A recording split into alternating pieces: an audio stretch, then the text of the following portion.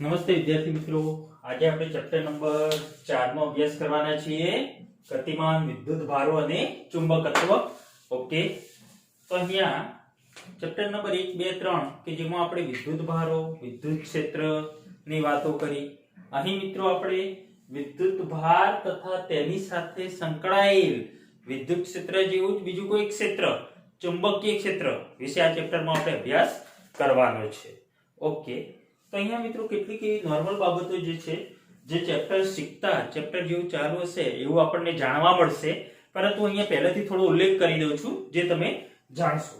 Okay, તો સૌપ્રથમ મિત્રો સ્થિર વિદ્યુત ભાર. સ્થિર વિદ્યુત ભાર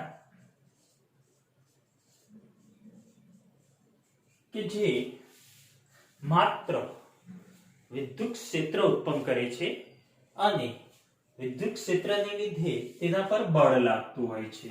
તો સ્થિર વિદ્યુત ભાર મિત્રો માત્ર શું ઉત્પન્ન કરે છે? વિદ્યુત ક્ષેત્ર ઉત્પન્ન કરતું હોય છે અને વિદ્યુત ક્ષેત્રને કારણે, વિદ્યુત ક્ષેત્રને લીધે તેના પર બળ લાગે છે. આ મિત્રો કેટલીક કોમન બાબતો છે જે આપણે ચેપ્ટર જેમ જેમ ચાલશે એમ ઘણી બધી આ બધી વાતો આવશે, પણ હાલ હું ખાલી ઉલ્લેખ કરી દઉં છું. ઓકે, તમે નોટ રાખશો. તો સ્થિર વિદ્યુત ભાર મિત્રો માત્ર ને માત્ર કયું ક્ષેત્ર ઉત્પન્ન કરે છે? વિદ્યુત ક્ષેત્ર. અને આ ક્ષેત્રને કારણે તેના પર શું લાગે છે? બીજું કોઈ વિદ્યુત ક્ષેત્ર હોય તો મિત્રો આ વિદ્યુત ભાર પર શું લાગે છે? બળ લાગે છે. તો વિદ્યુત ક્ષેત્રને લીધે તેના પર બળ લાગતું હોય છે, સ્થિર વિદ્યુત ભાર. હવે મિત્રો સેકન્ડ, વિદ્યુત ભાર જ્યારે ગતિમાં હોય, વિદ્યુત ભાર શું હોય? ગતિમાં. તો ગતિમાં વિદ્યુત ભાર હોય જેને આપણે એમ કે મૂવિંગ ચાર્જ. શું કહીએ? Moving charge. તો વિદ્યુત ભાર ગતિમાં હોય, તો ગતિમાં હોય ત્યારે તે વિદ્યુત ક્ષેત્ર અને ચુંબકીય ક્ષેત્ર, ઇલેક્ટ્રિક ફિલ્ડ અને મેગ્નેટિક ફિલ્ડ બંને ઉત્પન્ન કરે છે. અહીં લખું છું મિત્રો, વિદ્યુત ભાર જ્યારે ગતિમાં હોય ત્યારે તે ઇલેક્ટ્રિક ફિલ્ડ અને મેગ્નેટિક ફિલ્ડ, મેગ્નેટિક ફિલ્ડ, ચુંબકીય ક્ષેત્ર બંને ઉત્પન્ન કરે છે. ઓકે, ઇલેક્ટ્રિક ફિલ્ડ અને મેગ્નેટિક ફિલ્ડ બંને ઉત્પન્ન કરે છે. ઓકે, બંને ઉત્પન્ન કરે અને આ ક્ષેત્રને કારણે, એટલે કે ઇલેક્ટ્રિક ફિલ્ડ અને મેગ્નેટિક ફિલ્ડને કારણે આવા વિદ્યુત ભાર પર, એટલે કે ગતિમાન વિદ્યુત ભાર પર શું લાગતું હોય છે? બળ લાગતું હોય છે. તો અહીં લખી શકાય મિત્રો કે ઇલેક્ટ્રિક ફિલ્ડ વિદ્યુત ક્ષેત્ર અને મેગ્નેટિક ફિલ્ડ, મેગ્નેટિક ફિલ્ડ ચુંબકીય ક્ષેત્ર ને કારણે આવા ગતિમાન વિદ્યુત ભાર પર, વિદ્યુત ભાર પર શું લાગે છે? બળ લાગે છે. ઓકે, ફરી એકવાર, ગતિમાન વિદ્યુત ભાર જેને આપણે મૂવિંગ ચાર્જ કહીએ છીએ મિત્રો, તો ઇલેક્ટ્રિક અને મેગ્નેટિક, વિદ્યુત અને ચુંબકીય ક્ષેત્ર બંને ક્ષેત્રો ઉત્પન્ન કરે છે. અને બીજા કોઈ આવા ક્ષેત્રને કારણે મિત્રો, ઇલેક્ટ્રિક અને મેગ્નેટિક ક્ષેત્રને કારણે આવા જે વિદ્યુત ભાર છે એના ઉપર બળ લાગતું હોય છે. ઓકે, હવે મિત્રો ત્રીજો પોઈન્ટ જોઈએ આપણે, current carrying charge, conductor. Current carrying, current carrying conductor એટલે કે મિત્રો કોઈ તારમાંથી જ્યારે વિદ્યુત પ્રવાહ પસાર થતો હોય, કોઈ તારમાંથી જ્યારે વિદ્યુત પ્રવાહ પસાર થતો હોય ત્યારે શું થાય છે? તો જો મિત્રો અહીં ધારો કે આ રીતે કોઈ તાર છે, તારમાંથી ધારો કે અહીં I જેટલો વિદ્યુત પ્રવાહ દિશામાં પસાર થાય છે. હવે મને કહેશો મિત્રો, અહીં I જેટલો વિદ્યુત પ્રવાહ દિશામાં પસાર થતો હોય તો જે દિશામાં પ્રવાહ જતો હોય એ દિશામાં આપણે એવું કહીએ છીએ કે રૈવાજિક રીતે ધન વિદ્યુત ભારની ગતિ, ધન વિદ્યુત ભારની ગતિ અને પ્રવાહની વિરુદ્ધ દિશામાં મિત્રો શું જતું હોય છે? ઇલેક્ટ્રોનની ગતિ. યસ ઓર નો? આપણે એવું કહીએ છીએ કે નહીં કે જે દિશામાં પ્રવાહ જતો હોય એ દિશા ધન વિદ્યુત ભારની ગતિ અને એની વિરુદ્ધ દિશામાં મિત્રો ઇલેક્ટ્રોન જે છે, ઇલેક્ટ્રોન એની વિરુદ્ધ દિશામાં ગતિ કરતા હોય છે અને ધન વિદ્યુત ભારે પ્રવાહની દિશામાં, આવું આપણે કહેતા હોઈએ છીએ. ઓકે, કે રૈવાજિક રીતે વિદ્યુત પ્રવાહની દિશા ધન વિદ્યુત ભારની ગતિમાં અને ઇલેક્ટ્રોનની દિશા પ્રવાહની વિરુદ્ધ દિશામાં. એનો મતલબ એવો થયો મિત્રો કે અહીં જેટલો વિદ્યુત ભાર ધન વિદ્યુત ભાર ધન આયન ઉપરની દિશામાં જશે એટલો ને એટલો ઋણ આયન ક્યાં આવશે? નીચેની દિશામાં. એનો મતલબ નેટ વિદ્યુતભાર કેવો થશે? શૂન્ય થશે. નેટ વિદ્યુતભાર કેવો થશે? શૂન્ય થશે. એ સમજણમાં આવ્યું? તો અહીં લખાય મિત્રો કે જેટલા ધન આયન ઉપરની તરફ ગતિ કરતા હશે એટલા ને એટલા ઋણ આયન નીચે તરફ ગતિ કરતા હશે. એનો મતલબ એવો થયો કે નેટ વિદ્યુતભાર, ચોખ્ખો વિદ્યુતભાર, નેટ ચાર્જ, ચોખ્ખો વિદ્યુતભાર કેવો થયો? શૂન્ય થયો. ઓકે, તો અહીં આપણે એવું કહી શકીએ કે તે માત્ર ને માત્ર અહીં એવું કહી શકીએ કે જ્યારે તારમાંથી વિદ્યુત પ્રવાહ પસાર થતો હોય ત્યારે કુલ વિદ્યુતભાર શૂન્ય છે અને આ કરંટ કેરિંગ કંડક્ટર એટલે કે જ્યારે આવા વાહકમાંથી વિદ્યુત પ્રવાહ પસાર થાય છે ત્યારે તે તેની આજુબાજુ મેગ્નેટિક ફિલ્ડ ઉત્પન્ન કરે છે, ચુંબકીય ક્ષેત્ર ઉત્પન્ન કરે છે. તો અહીંયા લખી શકાય મિત્રો કે કરંટ કેરિંગ કંડક્ટર તે માત્ર ચુંબકીય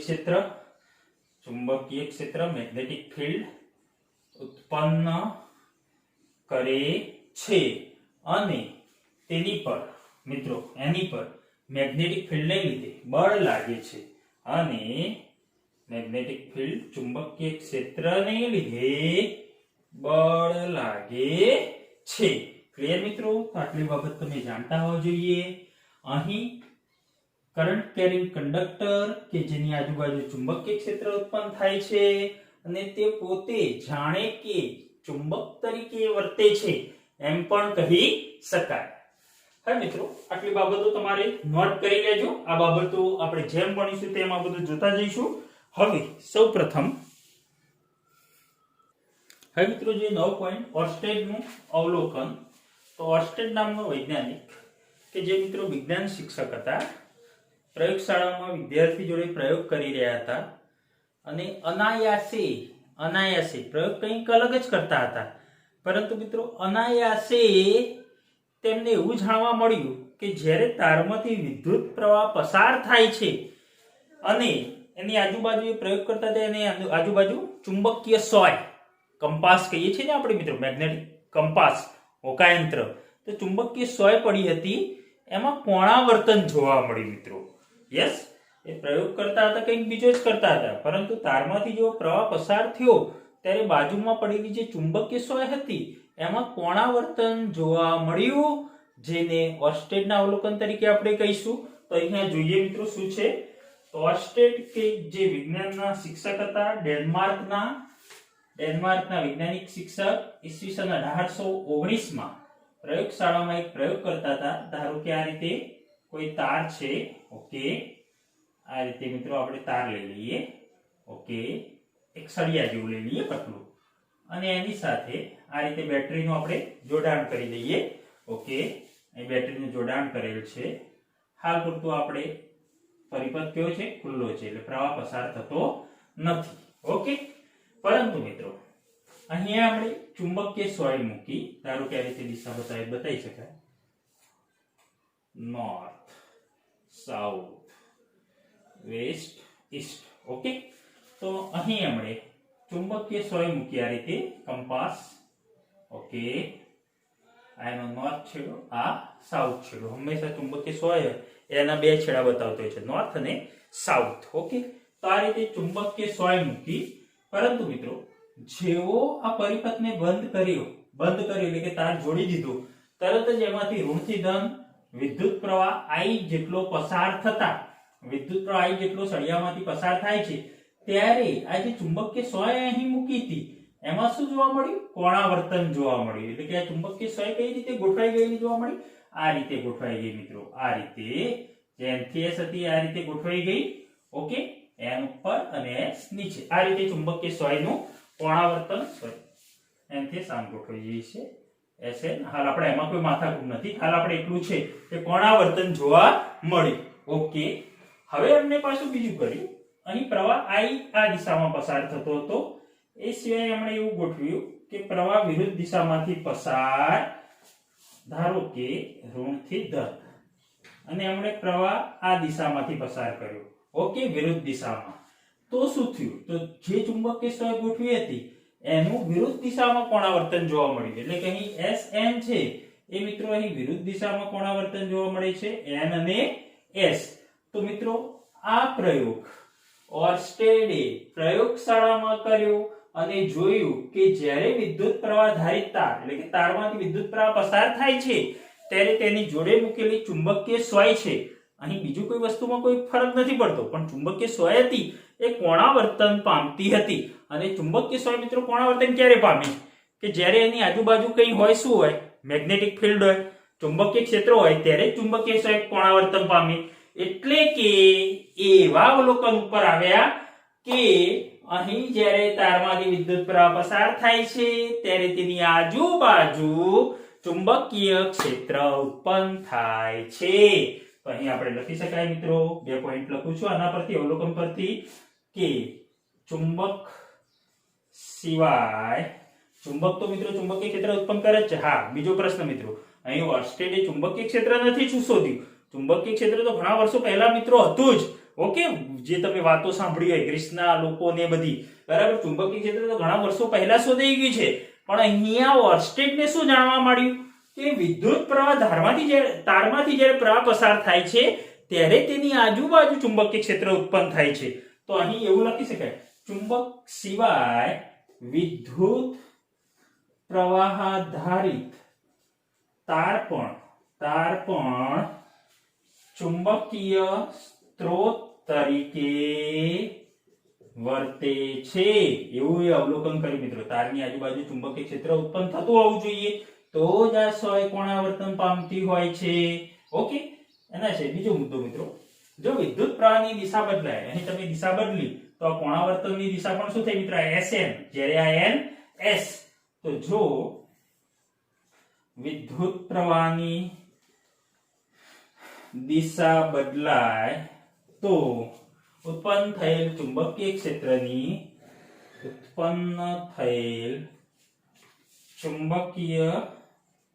ક્ષેત્રની દિશા પણ બદલાય છે. ક્લિયર મિત્રો? તો આ રીતે ઓર્સ્ટેડે વિદ્યુત પ્રવાહધારિત તાર પણ ચુંબકીય ક્ષેત્રના સ્ત્રોત તરીકે વર્તે છે એવી વાત કહી. ઓકે, જોઈ લો એક વખત.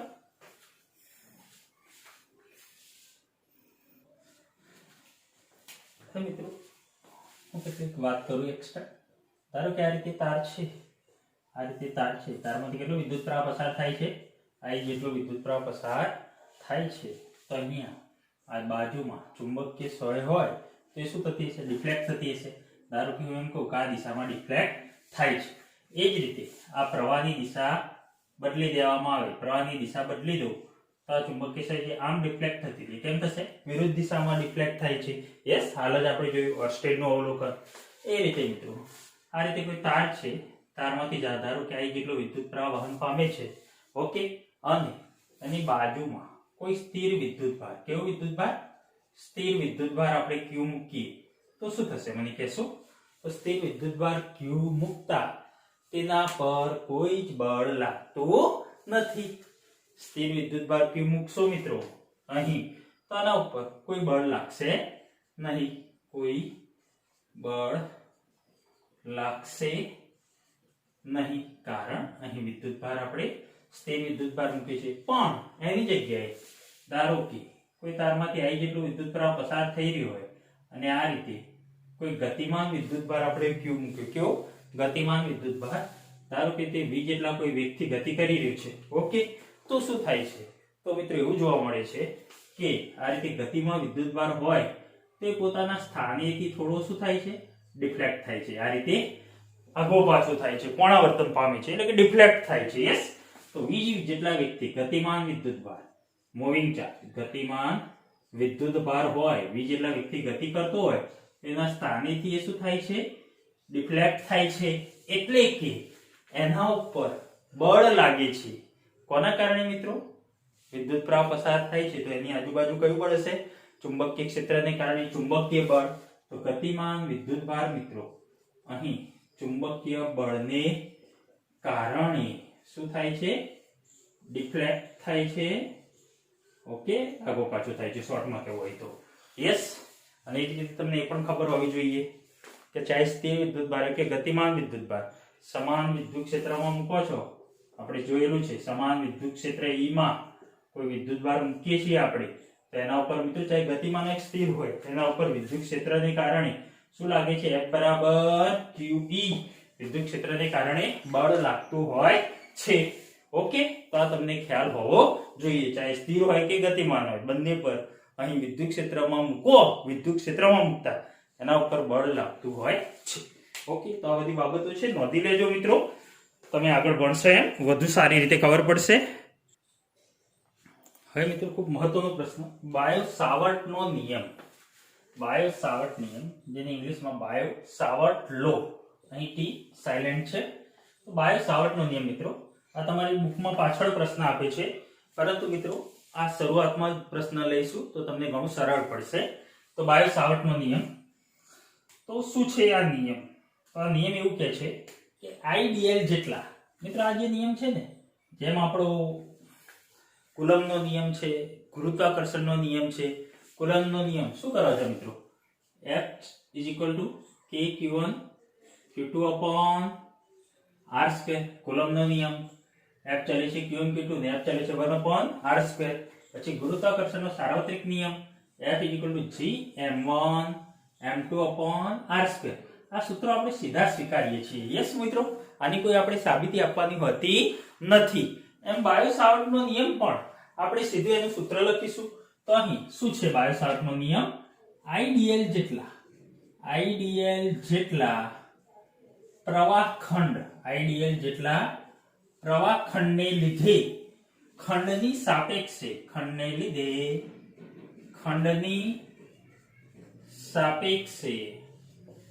r સ્થાન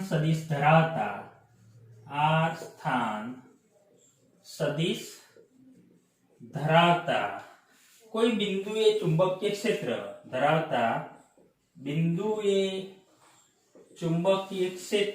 એનું સૂત્ર હું લખું છું પણ એ પહેલા મેં આ લખી દીધું આઈડીએલ જેટલા પ્રવાહખંડ તો ધારો કે આ રીતે કોઈ તાર છે ઓકે મિત્રો આ રીતે કોઈ તાર છે તારમાંથી કેટલો વિદ્યુત પ્રવાહ પસાર થઈ રહ્યો છે I જેટલો વિદ્યુત પ્રવાહ પસાર થઈ રહ્યો છે ઓકે હવે મિત્રો I જેટલો વિદ્યુત પ્રવાહ પસાર થઈ રહ્યો છે અને અહીંયા ધારો કે હું એમ કહું કે કોઈ P બિંદુ છે અહીંયા કોઈ બિંદુ લઈ લઉં છું ધારો કે આ બિંદુ P બિંદુએ મારે ચુંબકીય ક્ષેત્ર શોધવું છે ઓકે હવે ચુંબકીય ક્ષેત્ર પણ જાણવું પડશે ને કેટલું છે કોઈ બિંદુએ ચુંબકીય ક્ષેત્ર તો છે કે પ્રવાહધારિત તારની આસપાસ ચુંબકીય ક્ષેત્ર ઉત્પન્ન થાય છે એવું આપણે જોયું ઓર્સ્ટેડનું અવલોકન જોયું આપણે વાત કરી મિત્રો ઓકે પણ આ ચુંબકીય ક્ષેત્રનું મૂલ્ય કેટલું આપણે જાણવું છે મિત્રો તો અહીં આ રીતે કોઈ P બિંદુ છે હવે અહીં પ્રવાહ I પસાર થાય છે તો એને આજુબાજુ ચુંબકીય ક્ષેત્ર મળશે P બિંદુએ મળશે પરંતુ અહીં મિત્રો એકલો I લઈશ તો I ની દિશા ધારો કે કોઈ પણ બિંદુએ હું બતાડું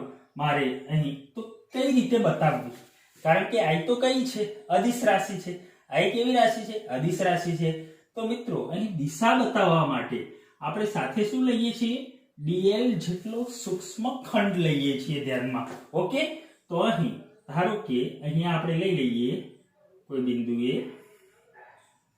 ઓકે ધારો કે અહીંયા આપણે આઈડીએલ જેટલો ખંડ ધ્યાનમાં લઈએ આ ભાગમાં ઓકે સૂક્ષ્મ ખંડ સારું ઓકે હવે આઈડીએલ જેટલો ખંડ છે અહીં આઈડીએલ ની દિશા એટલે કે વિદ્યુત પ્રવાહ દિશામાં જાય તો આઈડીએલ આપણે અહીં આમ બતાવી શકીએ ઓકે આઈડીએલ ખંડની દિશા આપણે આ રીતે બતાવી શકીએ આઈડીએલ ઓકે તો આઈડીએલ ખંડ આપણે ધ્યાનમાં લીધો સારું શા માટે મિત્રો દિશા ડીએલ ની સાથે દિશા બતાવી શકીએ માટે તો આઈડીએલ ખંડ આ રીતે સ્પર્શક બતાવી દો મિત્રો ઓકે આ પ્રવાહની દિશા આઈડીએલ ની દિશા કહેવાય એકલા નહીં આઈડીએલ ની દિશા અને અહીંથી r જેટલા અંતરે કેટલા અંતરે r જેટલા અંતરે કોઈ આપણે કઈ બિંદુ લીધું P બિંદુ લીધું ઓકે આ P બિંદુએ મિત્રો આપણે ચુંબકીય ક્ષેત્ર શોધવું છે તો અહીં મિત્રો આઈડીએલ અને આ વચ્ચેનો ખૂણો જે છે આ રીતે આઈડીએલ આ રીતે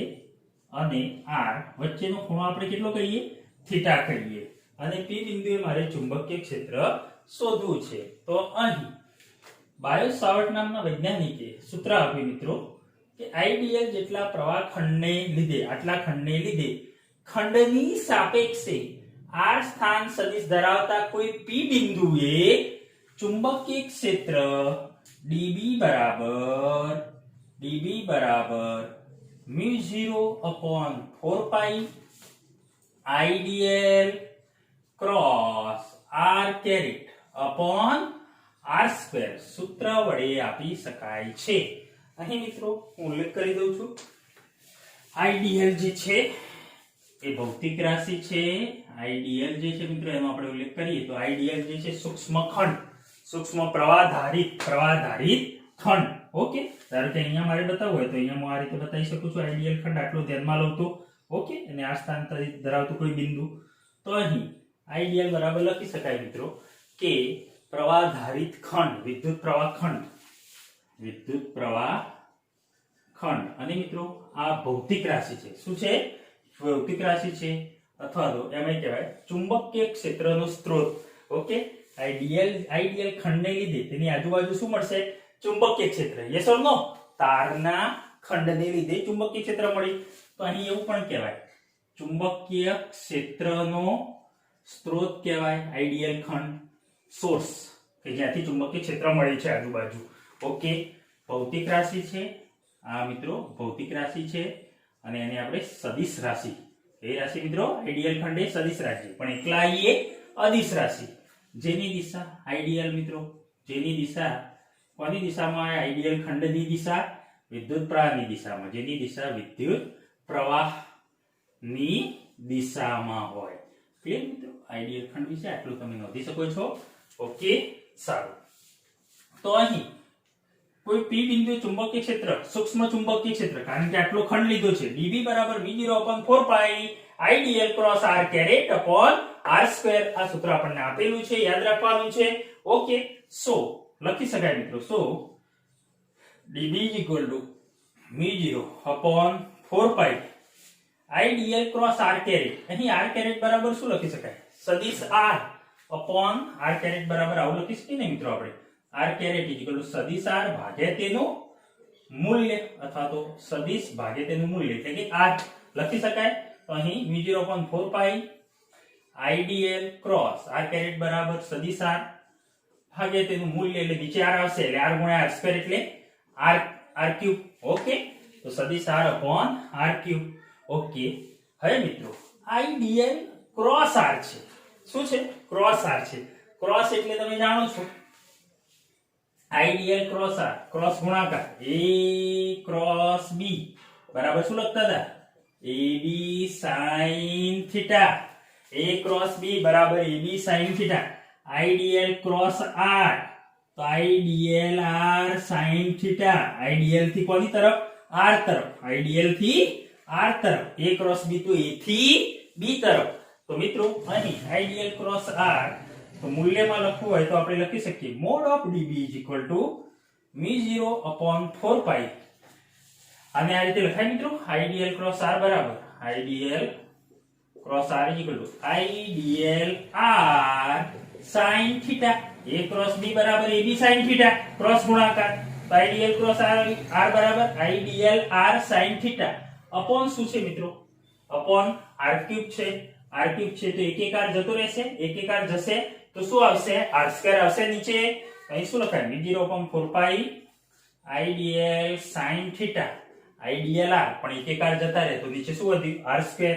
તો IDL sin θ upon r square. મૂલ્યમાં મિત્રો આ સૂત્ર વડે તમે દર્શાવી શકો છો, જેનો આપણે વધુમાં વધુ ઉપયોગ કરીએ છીએ. મૂલ્યમાં આઈડીએલ પ્રવાહખંડને લીધે p બિંદુ આગળ મળતું ચુંબકીય ક્ષેત્ર dB બરાબર v0 upon 4 pi ideal sin θ upon r square.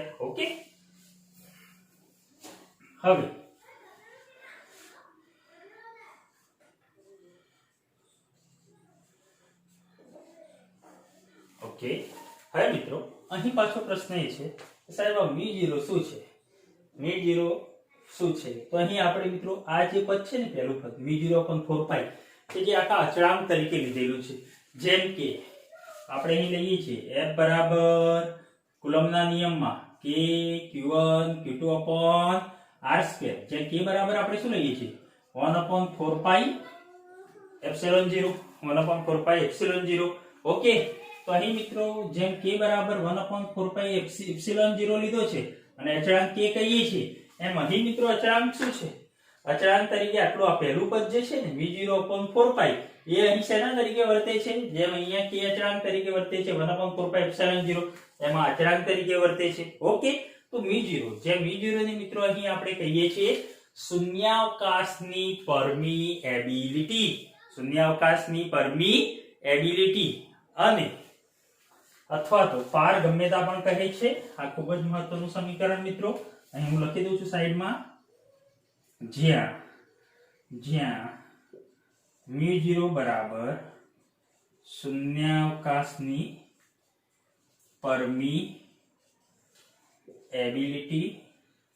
પરમીએબિલિટી અથવા તો પારગમ્યતા, મિત્રો ગુજરાતીમાં પારગમ્યતા યાદ છે ને?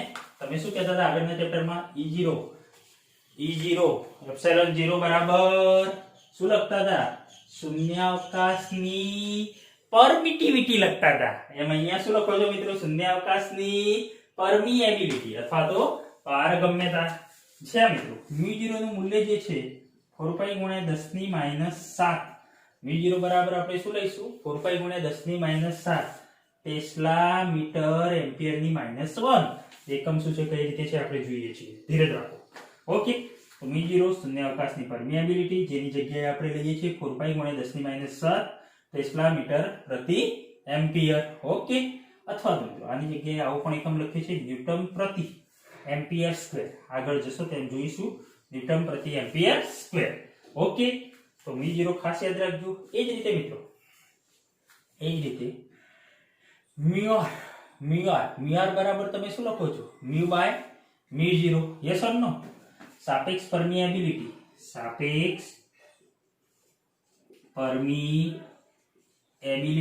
જેમ પેલામાં શું લખતા હતા મિત્રો? સાપેક્ષ પરમિટિવિટી. વિદ્યુત ક્ષેત્રમાં સાપેક્ષ પરમિટિવિટી એપ્સિલોન r =ε/ε0. સાપેક્ષ કોની સાપેક્ષ છે? તું E0 ની ε0 ની સાપેક્ષ છે. એમ અહીંયા મિત્રો સાપેક્ષ શું? પરમિએબિલિટી. તો તમે જાણો છો સાપેક્ષ પરમિએબિલિટી શેના વડે? μr. તો μr બરાબર μ/μ0. ઓકે, μr બરાબર μ/μ0. અને માધ્યમની પરમિએબિલિટી μ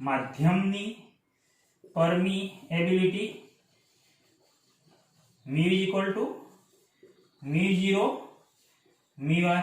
મિત્રો થિયરીમાં તમારે આ બધું નથી લખવાનું, તમે એમનો નોંધ કરવાની છે. ઓકે, માધ્યમની પરમિએબિલિટી μ μ0 μr. ઓકે, તો આ તમે એક્સ્ટ્રામાં નોંધી લેશો મિત્રો. સારું, હવે આપણે આગળ વાત કરીએ. તો આ તો જે ચુંબકીય ક્ષેત્ર P બિંદુએ મળ્યું એ આટલા પ્રવાહખંડને, આઈડીએલ જેટલા પ્રવાહખંડને લીધે મળ્યું તમને. ઓકે, પરંતુ મારે સમગ્ર તારના લીધે P બિંદુએ ચુંબકીય ક્ષેત્ર શોધવું છે. સમગ્ર તારના લીધે શોધવું છે. તો આવા સમયે શું કરવાનું મિત્રો? કઈ નહીં, સમગ્ર તારના લીધે શોધવું હોય તો સમીકરણ 1 કે 2, ચલો 1 લઈ લઉં છું. એનું સમગ્ર તાર માટે તાર વડે મળતું ચુંબકીય ક્ષેત્ર શોધવું હોય તો અહીંયા તમારે શું કરવું પડશે? સંકલન કરવું પડશે. તો અહીં લખી શકાય મિત્રો, અહીં લખી શકાય સમગ્ર તાર વડે મળતું ચુંબકીય ક્ષેત્ર. સમગ્ર તાર વડે મળતું ચુંબકીય ક્ષેત્ર. બોલો શું લખીશું મિત્રો? આ પહેલું સમીકરણ લખો. સંકલન dB = b. સંકલન dB = b. અહીંયા પાછો પ્રશ્ન એ થાય કે સાહેબ આ b તો ભાઈ આપણે જ ભણી રહ્યા છીએ ચુંબકીય ક્ષેત્ર, જેને આપણે શેના વડે દર્શાવીએ છીએ? b વડે. લખાવું છું પછી. ચુંબકીય ક્ષેત્રને આપણે શેના વડે દર્શાવીએ છીએ? b વડે. વિદ્યુત ક્ષેત્રને શેના વડે દર્શાવતા હતા? e વડે. ચુંબકીય ક્ષેત્રને b વડે. કેવી રાશિ છે? સદિશ રાશિ છે, જેનો એકમ શું છે? ટેસ્લા. ઓકે, તો સંકલન dB = b મિત્રો μ0/4π અચળ, i ને બહાર કાઢી દો. i પણ અચળ, સોરી અહીંયાથી μ0i/4π અચળ બહાર કાઢી દો. μ0i/4π અચળ બહાર કાઢી દો. તો એન્ટ્રી સંકલન idl cross r caret upon r square. Okay, અથવા તો આ સમીકરણ લખો તો પણ ચાલે મિત્રો. idl cross r સદિશ upon r cube. તો મિત્રો સમગ્ર તાર વડે મળતું ચુંબકીય ક્ષેત્ર તમારે શું કરી દેવાનું? સંકલન કરી દેવાનું. આ ગમે તે સમીકરણ લો, કોઈ વાંધો નહીં. ઓકે, તો આ તમારો બાયો સાવર્ટનો નિયમ. આ સૂત્રનો ખૂબ ઉપયોગ આપણે કરીશું. ચલો મિત્રો હજી સમજીએ. તો આ તમને ખ્યાલ આવી ગયો હશે મ્યુ 0 કે જેને આપણે શું કહીએ છીએ શૂન્યાવકાશની પરમિએબિલિટી તો પારગમ્યતા જ્યાં વિદ્યુત ક્ષેત્રમાં એપ્સિલોન 0 ને શું કહેતા હતા શૂન્યાવકાશની પરમિટિવિટી યસ એમ અહીંયા પરમિએબિલિટી ઓકે જેનું મૂલ્ય 4 × 10⁻⁷ ટેસ્લા મીટર એમ્પિયર -1 અથવા તો ન્યૂટન પ્રતિ એમ્પિયર સ્ક્વેર પણ એકમ છે સાપેક્ષ પરમિએબિલિટી સાપેક્ષ જેમ પેલામાં સાપેક્ષ પરમિટિવિટી એપ્સિલોન r બરાબર એપ્સિલોન 0 થી સાપેક્ષ છે એમ અહીંયા મિત્રો μ0 ની સાપેક્ષ છે ઓકે તો μr બરાબર μ/μ0 માધ્યમની μ μ0 ખાસ યાદ રાખશો અને મિત્રો અહીં આ સૂત્ર ખૂબ મહત્વનું યાદ રાખશો dB બરાબર v0/4π ideal sin θ upon r². જેમ કુલમ્બનો નિયમ અને ગુરુત્વાકર્ષણનો સાર્વત્રિક નિયમ વ્યસ્ત વર્ગના નિયમ છે એમ બાયો-સાવર્ટનો નિયમ પણ dB ચલે છે 1/r² વ્યસ્ત વર્ગનો નિયમ છે. અહીં મિત્રો લખી શકાય યસ લખું છું અહીં લખી શકાય dB is proportionally to આના પરથી dB is proportionally to I dB is proportionally to dl okay dB is proportionally to I dB is proportionally to dl dB is proportionally to sin theta yes or no it's proportionally to sin theta dB is proportionally to 1/r². yes મિત્રો dB A I ના સમપ્રમાણમાં dl ના સમપ્રમાણમાં yes પ્રવાહખંડ લંબાઈ dl વધશે તો ચુંબકીય ક્ષેત્ર પણ વધશે થીટા ના પણ sin થીટા ના સમપ્રમાણમાં અંતરના વ્યસ્ત પ્રમાણમાં અંતર વધશે એમ ચુંબકીય ક્ષેત્રમાં શું થશે ઘટાડો થશે ખાસ ઓકે તો આ પણ મિત્રો નોંધી લેશો. હવે અહીં મિત્રો b જે છે એ શું છે ચુંબકીય ક્ષેત્ર છે તો અહીં નવી રાશિ તરીકે તમે ભણો છો તો અહીં એક્સ્ટ્રા થોડો ઉલ્લેખ કરી દો નોર્મલ ઉલ્લેખ b બરાબર આપણે અહીંયા કહીશું મિત્રો ચુંબકીય ક્ષેત્ર ઓકે જેને આપણે ચુંબકીય ક્ષેત્ર કહીશું મેગ્નેટિક ફિલ્ડ જે કેવી રાશિ છે સદિશ રાશિ છે. ચુંબકીય ક્ષેત્ર કેવી રાશિ છે સદિશ રાશિ છે. ચુંબકીય ક્ષેત્રના એકમો આખું ચેપ્ટર ભણશો ને એટલે મિત્રો ચુંબકીય ક્ષેત્ર લગભગ તમે 5 થી 6 અલગ અલગ એકમો તારવશો બરાબર સૂત્રો ઉપરથી પરંતુ હાલ પૂરતું હું તમને એક એકમ યાદ રખાવું કે ચુંબકીય ક્ષેત્રનો એકમ MKS માં ટેસ્લા MKS માં કયો છે મિત્રો MKS માં ટેસ્લા નામના વૈજ્ઞાનિકના નામ પરથી ટેસ્લા અથવા તો કેપિટલ T ઓકે અને CGS માં આપણે કહીએ છીએ ગાઉસ CGS માં કહીએ છીએ GAUSS ગોસ અથવા તો કેપિટલ G. 1 ટેસ્લા બરાબર 10⁴ ગોસ ઓકે 1 ટેસ્લા બરાબર 10⁴ ગોસ ઓકે તો મિત્રો યાદ રાખશો તમે આટલી નોંધ કરજો હાલ પૂરતી પછી આપણે એકમો જોયા જઈશું. હજી પણ મિત્રો આ સૂત્ર ઉપરથી મારે μ0 ને એકમ મેં જે અહીંયા લખ્યો તારો હોય તો તારવી શકીએ છીએ આપણે. ચલો લખી શકાય અહીં લખી શકાય μ0 એક કામ કરો 4π ને તો ધ્યાનમાં લેવા નથી આ b છે ચુંબકીય ક્ષેત્ર b ઓકે r² ને આ બાદ જવા દો r² ને તો b × r² જોજો મિત્રો b × r² અપોન r² ને આ બાદ જવા દીધા બીના ગુણાકારમાં μ0 એમના એમ અને sin θ નથી ધ્યાનમાં લેવા આઈડિયલ ને નીચે જવા દો મિત્રો sin θ એકમ રહી 4π એકમ રહી તો આઈડિયલ ને નીચે જવા દો તો I × dl એટલે કે લંબાઈ l ઓકે તો આના પરથી એકમ લખાય ચુંબકીય ક્ષેત્રનો એકમ ટેસ્લા × મીટર² અપોન વિદ્યુત પ્રવાહ એકમ એમ્પિયર અને લંબાઈનો એકમ મીટર કેન્સલ સો ટેસ્લા મીટર એમ્પિયર -1 ઓકે તો આ રીતે μ0 નો એકમ નક્કી કરી શકાય. યસ સર નોંધશો મિત્રો બાયો-સાવર્ટનો નિયમ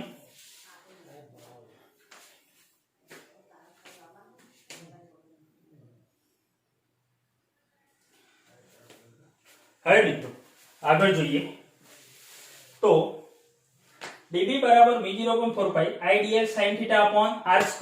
અહીંયા પ્રશ્ન છે ચુંબકીય ક્ષેત્રની દિશા કઈ નોંધીએ આપણે ચુંબકીય ક્ષેત્રની અહીં દિશા કઈ મળશે તો હું તમને શીખવાડું છું ધીરજ રાખો ઓકે તો અહીં ખાસ કિસ્સા જોઈએ આપણે ખાસ કિસ્સા તો પહેલા કિસ્સામાં જોઈએ મિત્રો θ બરાબર 0 અહીંયા θ બરાબર 0 લ્યો મિત્રો આ θ કોની વચ્ચેનો ખૂણો છે આઈડિયલ અને r વચ્ચેનો આઈડીએલ અને આર વચ્ચેનો ખૂણો છે. ઓકે, તો થીટા બરાબર 0, તો અહીં આઈડીએલ sin થીટા એટલે કે sin 0 કેટલા થાય? 0 થાય. એનો મતલબ ચુંબકીય ક્ષેત્ર કેવું મળશે? dB બરાબર શું મળશે? 0. dB બરાબર અહીં તમને શૂન્ય મળશે. એનો મતલબ એવો થયો કે sin 0 જે આઈડીએલ અને આર વચ્ચેનો ખૂણો છે, તો આ તો તાર પર જ છે, બંને વચ્ચે ખૂણો થીટા 0 છે, તો બંને એક જ અક્ષ ઉપર છે. તો એવું કહી શકાય કે વિદ્યુત પ્રવાહ ખંડની અક્ષ પરના આ રીતે અક્ષ પરના આઈડીએલ ખંડ તો અહીંયા છે. ઓકે, આઈડીએલ ખંડ અને આર પણ અહીંયા છે. તો અક્ષ પરના કોઈ પણ બિંદુએ લ્યો, અક્ષ પરના કોઈ પણ બિંદુએ ચુંબકીય ક્ષેત્ર કેવું હશે? શૂન્ય હશે. આ અક્ષ પરના દરેક બિંદુએ આની આજુબાજુ ચુંબકીય ક્ષેત્ર હશે, પણ આ અક્ષ પરના દરેક બિંદુએ ચુંબકીય ક્ષેત્ર dB બરાબર 0. ઓકે, એ જ રીતે મિત્રો થીટા બરાબર 90 લ્યો. બીજું થીટા બરાબર 90, શું sin થીટા છે, તો sin 90 ની કિંમત કેટલી મિત્રો? 1. તો અહીં dB કેવો મળશે? મેક્સિમમ મળશે. ચુંબકીય ક્ષેત્ર કેવું મળશે? મેક્સિમમ મળશે. એટલે એવું કહી શકાય મિત્રો, લંબ રૂપે વિદ્યુત પ્રવાહ ખંડની લંબ રૂપે 90 આઈડીએલ અને આર વચ્ચેનો ખૂણો જો 90 હોય, આ ખૂણો 90 થાય, તો મિત્રો લંબ રૂપે આવેલા બિંદુએ ચુંબકીય ક્ષેત્ર મેક્સિમમ હશે. ક્લિયર? તો મિત્રો આ નોંધી દેશો, થિયરી તરીકે મહત્વનું, અને આના પરથી આપણે અન્ય સૂત્રો પણ મેળવીએ. તો મિત્રો આપણે દિશા શોધીએ. તો ચલો આ તાર લઈ લઈએ. ઓકે, હવે કોઈ પી બિંદુએ આપણે વાત કરી છે આઈડીએલ જેટલો ખંડ, અહીં આપણે આઈડીએલ જેટલો ખંડ લઈ લઈએ. ઓકે, આઈડીએલ જેટલો ખંડ. ઓકે, આઈડીએલ પી બિંદુએ આર અંતરે ચુંબકીય ક્ષેત્ર કઈ દિશામાં? મારે હવે દિશા જાણવી છે. ઓકે, તો અહીં ચુંબકીય ક્ષેત્રની દિશા જાણવી હોય મિત્રો આ બિંદુએ, તો આઈડીએલ અને આર, તો આઈડીએલ ક્રોસ આર છે ને આપણું સૂત્ર શું છે? dB µ0/4π IDL cross R upon r3, એટલે કે આઈડીએલ ક્રોસ આર આ બંને વચ્ચેનો ખૂણો કેટલો? થીટા. એટલે કે µ0/4π મૂલ્યમાં mod of dB I dl sin theta upon r². Okay, તો અહીં આઈડીએલ અને આર વચ્ચેનો ખૂણો જે છે થીટા છે. ઓકે, તો આપણે અહીં જમણા હાથના સ્ક્રૂનો નિયમનો ઉપયોગ કરી શકીએ. આ રીતે છે મિત્રો, આઈડીએલ ઓકે અને આર. ઓકે, તો આઈડીએલ અને આર થી બનતા સમતલને લંબ આ રીતે સ્ક્રૂ રાખીએ અને સ્ક્રૂને આઈડીએલ થી આર તરફ યાદ હોવું જોઈએ મિત્રો, a ક્રોસ b બરાબર શું બોલીએ છીએ આપણે? ab sin થીટા, એટલે કે a થી b તરફ. તો અહીં આઈડીએલ થી કઈ તરફ ઘુમાડવાનું સ્ક્રૂને? આર તરફ. તો આઈડીએલ થી આર તરફ સ્ક્રૂ ઘુમાડો આમ, તો ક્યાં જશે સ્ક્રૂ? ક્યાં જશે? આમ ઘુમાડો જમણી તરફ ક્લોકવાઇઝ, તો અંદરની તરફ સ્ક્રૂ જાય છે. એનો મતલબ અહીં દિશા કઈ થશે? અંદરની તરફ. અંદરની તરફ એટલે મિત્રો આ રીતે ચોકડી. ખાસ યાદ રાખો, જ્યારે આ રીતે ચોકડી હોય એ કઈ તરફ બતાવે છે? અંદરની તરફ, ઇનવર્સ. અને આ રીતે પોઈન્ટ હોય તો એ કઈ તરફ બતાવશે? બહારની તરફ.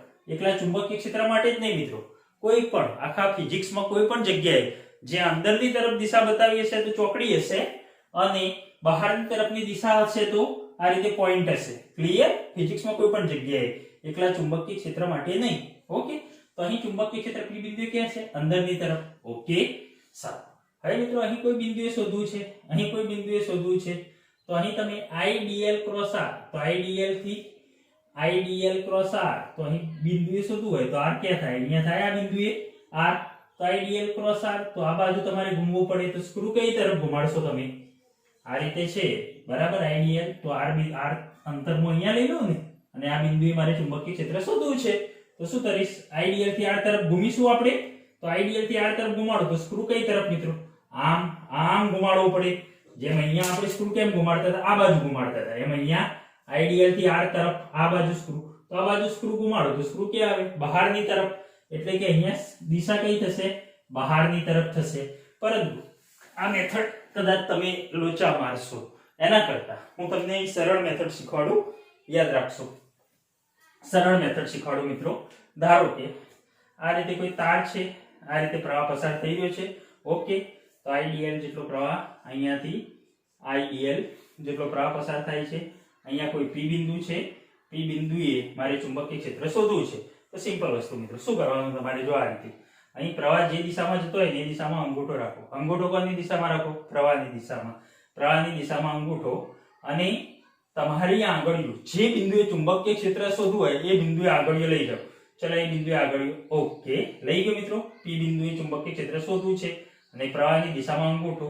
પછી એ બિંદુએ આંગળીઓ લઈ જઈને આંગળીઓને આ રીતે કર્વ કરો. આ રીતે મિત્રો, આંગળીઓને આ રીતે કર્વ કરશો. આ રીતે tick tick tick tick tick tick tick. તો આ રીતે અહીં ચુંબકીય ક્ષેત્રની દિશા ક્યાં મળશે મિત્રો? અંદરની તરફ. અહીં અંદરની તરફ. એ જ રીતે મિત્રો, ધારો કે એમ કે અહીં કોઈ P બિંદુએ ચુંબકીય ક્ષેત્ર શોધવું છે, અહીંયા કોઈ P બિંદુએ ચુંબકીય ક્ષેત્ર. ઓકે, તો શું કરશો? તો IDL થી આટલું અંતર કેટલું? R. ઓકે, તો અહીં મારે ચુંબકીય ક્ષેત્ર શોધવું છે. તો એક કામ કરી, પ્રવાહની દિશામાં અંગૂઠો, આ તમારી ખુલ્લી હથેળી નો મિત્રો, ખુલ્લી હથેળીથી આમ કરવાનું. ઓકે, પ્રવાહની દિશામાં અંગૂઠો, અને તમારી પ્રવાહની દિશામાં અંગૂઠો રાખીને આંગળીઓ જે બિંદુએ ચુંબકીય ક્ષેત્ર શોધવું હોય એ બિંદુએ લઈ જાઓ. લઈ ગયા. ઓકે, પછી મિત્રો અહીં આમ ફરવો, આંગળીઓને આ રીતે ઘુમાડો. આ રીતે ઘુમાડો. કઈ દિશામાં? કઈ દિશામાં? આ દિશામાં. એટલે કે અહીંયા ક્યાં મળશે મિત્રો? બહારની તરફ. ક્યાં મળે મિત્રો? બહારની તરફ. ઓકે, અથવા તો મિત્રો એમ પણ વિચારી શકાય, ધારો કે અહીં P બિંદુએ મારે ચુંબકીય ક્ષેત્ર શોધવું હતું, તો અંગૂઠો પ્રવાહની દિશામાં અને આંગળીઓ જે બિંદુએ ચુંબકીય ક્ષેત્ર શોધવું હોય એ બિંદુએ લઈ જાઓ આંગળીઓ. ઓકે, લઈ ગયા. તો અહીં આ હાથ આમ રહે, આમ હાથ રહ્યો કે નહીં? તો અહીં લંબ તરફ આ રીતે લંબ રૂપે તમે આંગળીઓ આમ કરો છો, એટલે લંબ રૂપે જ કરો છો ને મિત્રો. તો આંગળીઓ આમ લંબ રૂપે, એટલે કે લંબ રૂપે આ રીતે અંદરની તરફ ચુંબકીય ક્ષેત્રની દિશા. અથવા તો એમ કહેવાય કે અહીંયા શોધવું હતું મારે, તો મને બહારની તરફ મળ્યું, પણ આ રીતે કરાય. જો અંગૂઠો પ્રવાહની દિશામાં અને આંગળીઓ, પછી આંગળીઓ આપણે આમ કર્વ કરીએ છીએ. કર્વ ના કરવું હોય તો આમ રાખીને આને લંબ રૂપે બતાવો, આને લંબ રૂપે જુઓ. તો લંબ રૂપે કઈ મિત્રો? આ દિશા. તો બહારની તરફ. ક્લિયર? એટલે કે ચુંબકીય ક્ષેત્ર તમને કઈ રીતે મળશે? જુઓ ફરી એકવાર, અહીં અંદરની તરફ, પછી અહીંથી ઘુમાડતા ઘુમાડતા ઘુમાડતા ઘુમાડતા આમ લાવો, આમ લાવો, આમ લાવો, આમ લાવો. ઓકે, અંગૂઠો પ્રવાહની દિશામાં છે. Tick tick. આ બાજુથી tick tick tick tick tick tick tick tick tick tick. અહીં ટીક બહારની તરફ. આ રીતે બતાવી શકાય મિત્રો. ક્લિયર? તો ખાસ યાદ રાખજો કઈ રીતે ચુંબકીય ક્ષેત્ર. હજી બીજા ઉદાહરણો જોઈશું, ડોન્ટ વરી. પરંતુ અહીં જમણા હાથનો રૂલ, જમણા હાથનો નિયમ અથવા તો અંગૂઠાનો નિયમ, અથવા તો right hand palm rule, right hand palm rule, palm એટલે હથેળી, બરાબર, અથવા તો અંગૂઠાનો નિયમ એમ કહેશો તો એ ચાલશે. પામ હથેળી અથવા તો અંગૂઠો કહેશો તો પણ ચાલશે. ઓકે, તો આમાં શું છે મિત્રો? એક કામ કરવાનું, અંગૂઠો કઈ દિશામાં રાખવાનો? પ્રવાહની દિશામાં. અંગૂઠો કઈ દિશામાં? પ્રવાહની દિશામાં રાખો, અને જે બિંદુએ ચુંબકીય ક્ષેત્ર શોધવું હોય તે બિંદુએ આંગળીઓ આ રીતે લઈ જાઓ. ઓકે, અને એને પછી કર્વ કરો આ રીતે, અથવા તો કર્વ ના કરો તો આમ રાખો, અને આને લંબ રૂપે, આને લંબ રૂપે, આ ખુલ્લા હાથને હો, પછી પાછળના હાથને લંબ રૂપે ના કરતા. આ ખુલ્લો હાથ જે છે ને એને લંબ રૂપે ચુંબકીય ક્ષેત્રની દિશા. તો અહીં મિત્રો ક્યાં જશે ચુંબકીય ક્ષેત્ર? અંદરની તરફ. ઓકે, તો અહીં હથેળીને લંબ રૂપે આંગળીઓ, અથવા તો હથેળીને લંબ રૂપે આંગળીઓ વાળતા, અથવા એમય કહેવાય હથેળીને લંબ રૂપે ચુંબકીય ક્ષેત્રની દિશા. ક્લિયર મિત્રો? છતાં પણ હજી આપણે અભ્યાસ કરીએ, તમને ખ્યાલ આવી જશે. Don't worry. ઓકે, નહીં તો આમાં સૌથી વધારે છોકરા ભૂલ કરે છે, પછી મને ફોન કરીને પૂછતા ના કે સાહેબ કઈ દિશા. ઓકે, ખાસ ધ્યાન રાખો. સારું, તો અહીં તમને ખ્યાલ આવી ગયો. P બિંદુ ચુંબકીય ક્ષેત્રની દિશા અંદરની તરફ. ઓકે, પણ એક મિત્રો ખાસ યાદ રાખો, જ્યારે પરીક્ષામાં ઘણી વખત એવું કરે છે કે I કેરેટ J કેરેટ એ રીતે આપે, તો એ વખત મિત્રો આ સૂત્ર ખાસ યાદ રાખો તમારે. IDL ક્રોસ R, તો I કેરેટ હોય ને J કેરેટ હોય તો I caret cross J caret તો K કેરેટ એ દિશા થશે, K કેરેટ દિશા થશે મિત્રો. તો ખાસ ધ્યાન રાખજો, આ સૂત્ર ભૂલવાનું નથી, કારણ કે ખરી દિશા તો IDL ક્રોસ R ની દિશામાં છે. બરાબર. આઈ કેરેટ જે કેરેટ ના આપ્યું તો તમે આ રીતે અંગૂઠાનો ને આ રીતે કરવાનો ઉપયોગ કરી શકો છો. બાકી તો મિત્રો આઈ કેરેટ જે કેરેટ ની રીતે આપ્યું હોય એકમ સદિશમાં તો તમારે આ સૂત્ર ભૂલવાનું નથી. ક્લિયર? ઓકે. હવે કેટલાક ઉદાહરણો જોઈએ આપણે તો તમને સારો એવો ખ્યાલ આવશે કે દિશા કઈ લેવી. ઓકે.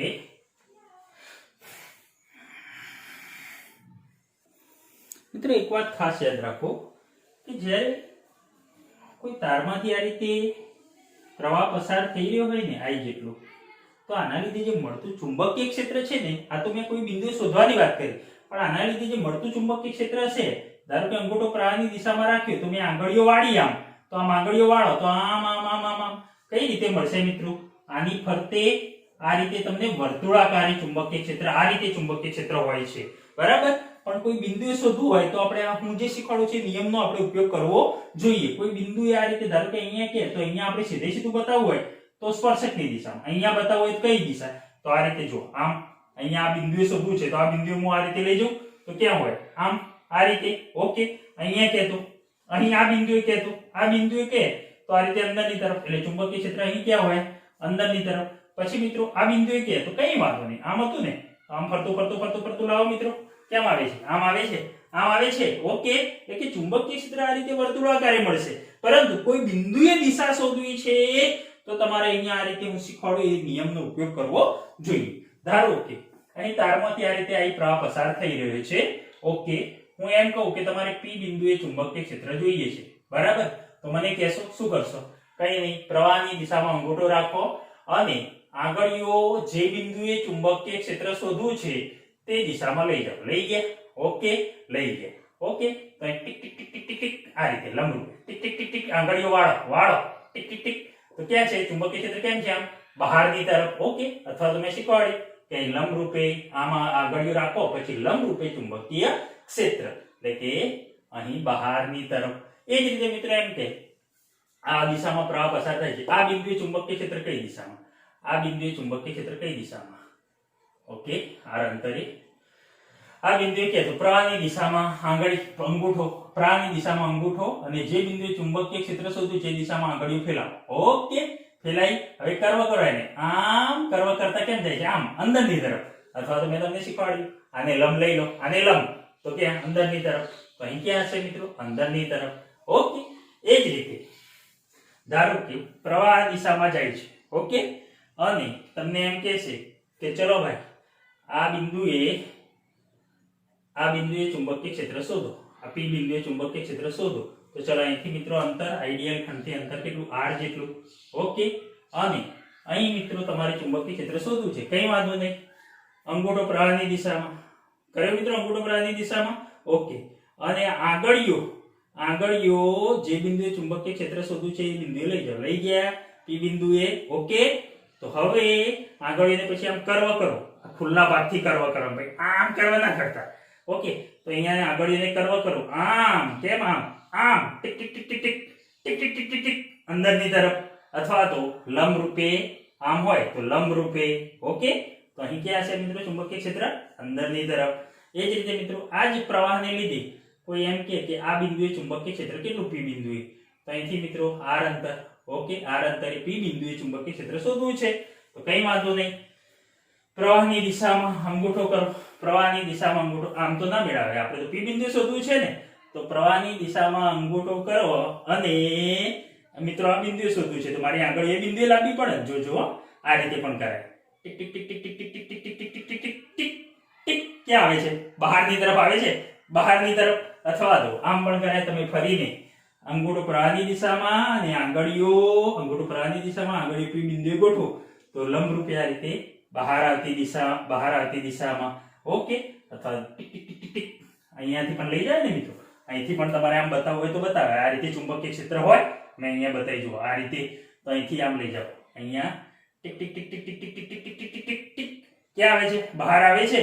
તો અહીં બહારની તરફ. ઓકે. સોરી, બહારની તરફ. તો આ રીતે. ઓકે. તો અંગૂઠો પ્રવાહની દિશામાં અને આંગળીઓ જે બિંદુએ ચુંબકીય ક્ષેત્ર છે એ દિશામાં, અને પછી આમ કર્વ કરવાની. તો કર્વ એટલે કે આમ વાળો તો આ દિશામાં ચુંબકીય ક્ષેત્ર. ઓકે. હવે મિત્રો આ રીતે આપ્યું છે. આ રીતે ટપકું કર્યું છે એટલે આ ટપકું એટલે બહારની તરફ, એટલે કે પ્રવાહ કે છે બહારની તરફ છે આ રીતે, અને એમ કહે છે કે અહીંયા કોઈ પી બિંદુએ ચુંબકીય ક્ષેત્ર શોધો. તો બોલો કઈ રીતે શોધશો મિત્રો? પ્રવાહ બહારની તરફ છે. ઓકે, અહીંથી અંતર લઈ લો મિત્રો, ધારો કે r અંતર. ઓકે, r અંતર મારે આ બિંદુએ ચુંબકીય ક્ષેત્ર શોધવું છે, કઈ વાંધો નહીં.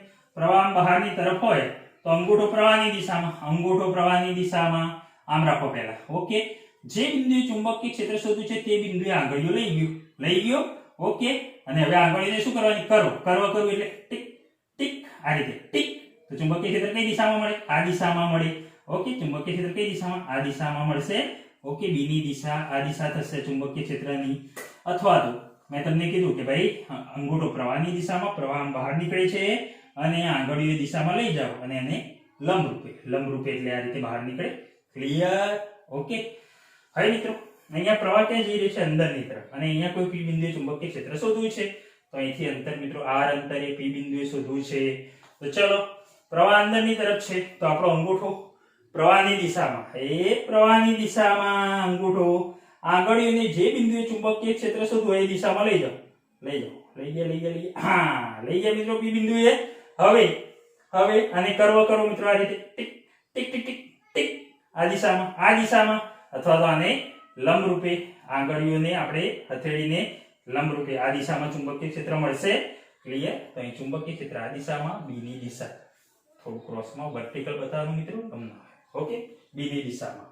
ખ્યાલ આવી ગયો? તો મિત્રો આ રીતે લઈ શકાય. હવે આને લગતા આપણે ઘણા બધા એક્સ્ટ્રા દાખલા ગણીશું એટલે તમને સારો એવો ખ્યાલ આવી જશે. ક્લિયર? ઓકે.